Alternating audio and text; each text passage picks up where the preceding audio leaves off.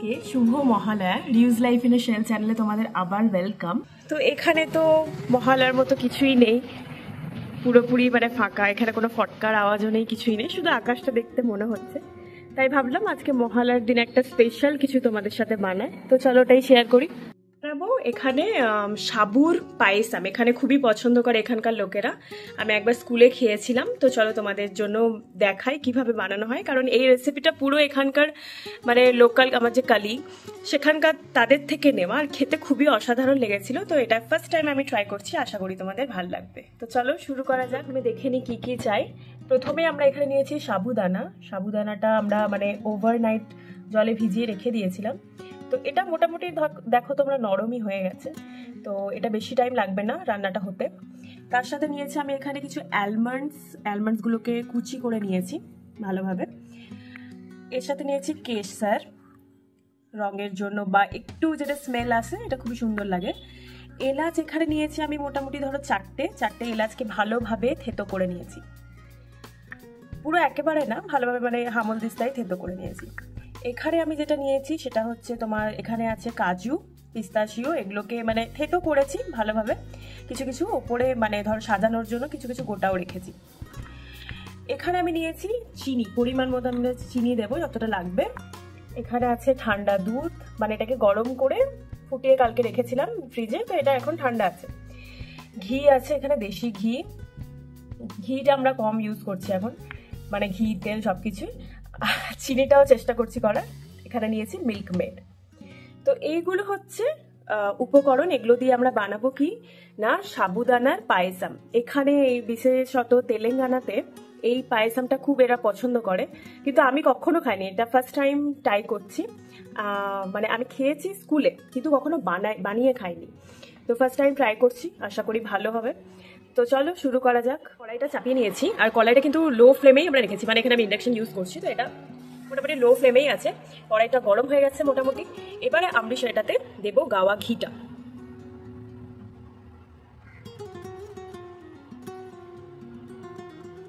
দেখো ঘিটা মোটামুটি গরম হয়ে গেছে, তো আমি এটার মধ্যে দিয়ে দিচ্ছি যেগুলো গোটা হালকা করে মানে কাটা ছিল, যেমন পিস্তাশিও আর ধরো কাজুটা, সেগুলো সব দিয়ে দেবো।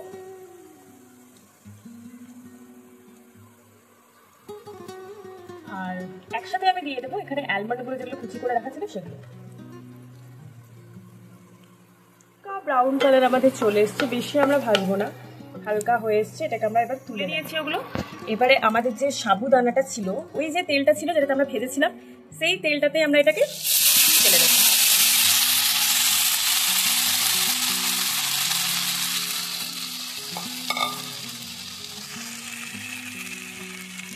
এটাকে হালকা আমরা ব্রাউন করে ভাজবো, একটু ব্রাউন হয়ে গেলে, কারণ পুরো রাজ্যতে ঘিরে ছিল না, এমনিতেই মানে ধর একটু ইয়ে হয়ে গেছে।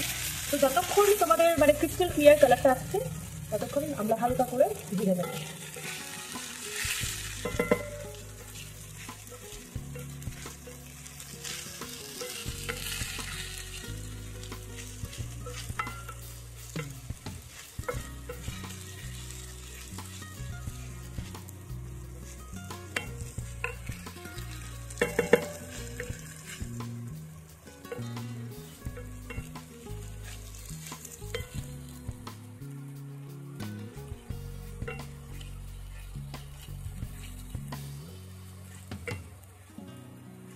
দেখতে পাচ্ছ আগে যেরকম সাদা ছিল এখন কিন্তু ততটা সাদা নেই, একটু ক্রিস্টাল কাইন্ড অফ হয়ে যাচ্ছে টেক্সচারটা।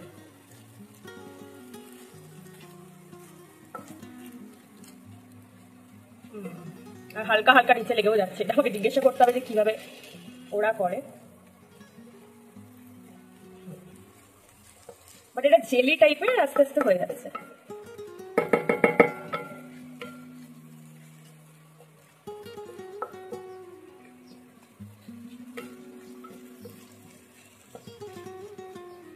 পুরোটাকে আমরা জেলির মতো কালার করে নেব একদম, কিন্তু আমরা লো ফ্লেমেই করছি, পুরো 100-এই আমরা করছি। ইন্ডাকশনের সাধারণত তোমার যেটা হাই ফ্লেম হয় সেটা হচ্ছে 1600, আর যেটা একদম লো ফ্লেম হয় সেটা হচ্ছে 100। তো আমি একদমই লো ফ্লেমে করছি, হয়তো ঘিটা কম দেওয়া হয়েছে বলে এরকম লেগে লেগে যাচ্ছে, বাট লাস্ট অব্দি কি হয় দেখা যাক। তো এটা আমাদের পুরোটাই দেখো তুমি জেলি জেলি কনসিস্টেন্সিতে চলে এসেছে। তো এবারে টাইম হচ্ছে আমাদের এখানে দুধটা দেবার। তো আমি এখানে পুরো মানে 1 গ্লাস দুধ নিয়ে নিয়েছি, ওটাকে পুরোটাকে ঢেলে দেবো।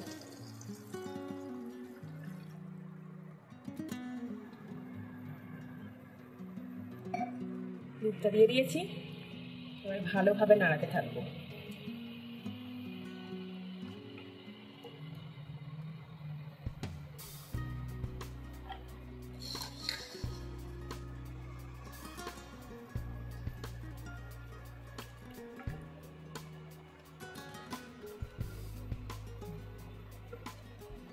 এটাকে এভাবে 5 মিনিট ধরে তোমাদেরকে নাড়াতে হবে, সাবুদানাটা যাতে মানে পুরো দুধটাতে ফুটে গিয়ে মানে সেটাকে শুষে নিয়ে ভালোভাবে রেডি হয়। তো এটাকে 5 মিনিট তোমরা এভাবে নাড়িও, হ্যাঁ মানে লো ফ্লেমে একদম। 5 মিনিট পরে দেখো এই যে সাবুদানাগুলো আছে ওটা পুরো মানে জেলি জেলি টাইপ হয়ে গেছে। তো এরপরে আমরা এটাতে দিয়ে দেব এই যে আমাদের যে মানে বাদামগুলো যেগুলো ভেজে রেখেছিলাম, ড্রাই ফ্রুটসগুলো, সেগুলো সব আমরা এটাতে দিয়ে দিলাম। দিয়ে দেওয়ার পর আরেকবার ভালোভাবে নেড়ে নেব। এটা যে কনসিস্টেন্সিটা থাকবে সেটা মানে তোমাদের ধরো মানে মাখো মাখো টাইপের হবে, বেশি জল জলে হবে না। এটা দেওয়ার পর আমি এটাতে দেব যে কেসারগুলো ছিল সেগুলো দিয়ে দেব, এটাতে কালারটা সুন্দর চলে আসবে।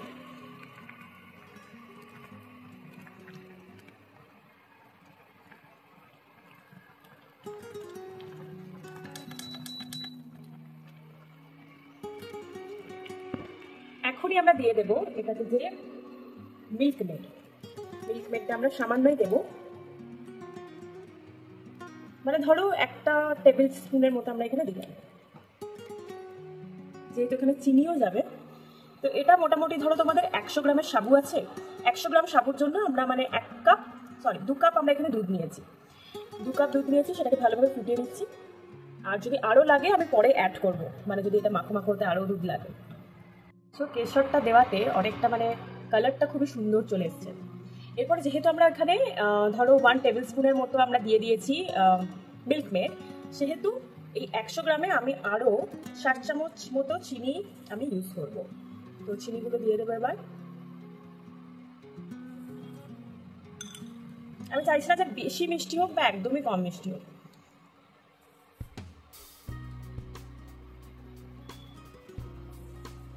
এক চামচ চিনি দিয়ে এটাকে আরও 5 মিনিট বেশ ভালোভাবে ফুটিয়ে নেব। বেশ ভালোই স্মেলটা এসেছে। আমি এখানে 4 চামচ চিনি ইউজ করেছি, তোমরা চাইলে তোমাদের স্বাদ মতো তোমরা যতটা চিনি ইউজ করো ততটা করতে পারো। এটা জানি না কেন এখানে কালো কালো দেখাচ্ছে, বাট হালকা মানে ধরো এটা গ্রিন যেহেতু পিস্তাগুলো, সেহেতু জানি না কেন পোড়া পোড়া টাইপ দেখাচ্ছে। অ্যাকচুয়ালি এই যে ছালটা যেটা থাকে সেটা হালকা হয়তো পুড়ে গেছে, বাট ইটস ওকে। এটাকে আমরা মাখো মাখো হওয়া পর্যন্ত ভালোভাবে চালিয়ে নেব। এরপর আমাদের যে এলাচটা আছে সেটাকে আমরা দিয়ে দেবো। পোড়ার কিন্তু কোনো স্মেল নেই, বাট হ্যাঁ এটা একটু লাগছে কালো কালো, কিন্তু এমনিতে লাগছে না। আর এটাকে কিন্তু ক্রমাগত তোমাদের মানে নাড়িয়ে যেতে হবে, কারণ এটা নিচে লেগে যায় আদারওয়াইজ। তো সুন্দরভাবে নাড়িয়ে নেবে এবং এটাকে বেশ এখনো জল জলে আছে, এটাকে মাখো মাখো করে নেবো জিনিসটাকে।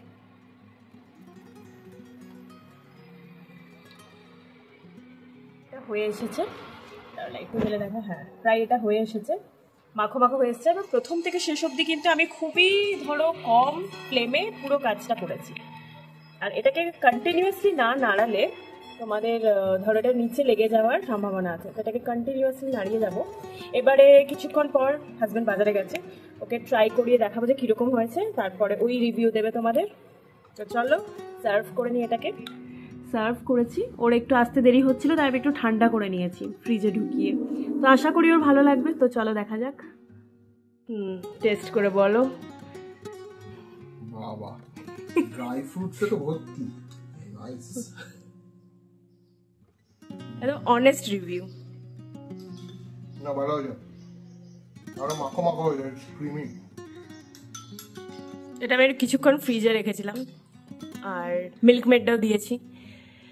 অনেকদিন পরে এরকম খেলাম। Nice nice, super. তাহলে কি বলতে হবে ভিডিও শেষে? প্লিজ আপনাদের যদি এর মেনুটা দরকার হয় প্লিজ আমাদের চ্যানেলটাকে সাবস্ক্রাইব করুন, লাইক করুন, শেয়ার করুন বন্ধুদের সাথে। আর এই পায়েস তৈরি করার পর আমাদের নিশ্চয়ই জানাবেন কেমন লাগলো। ওকে।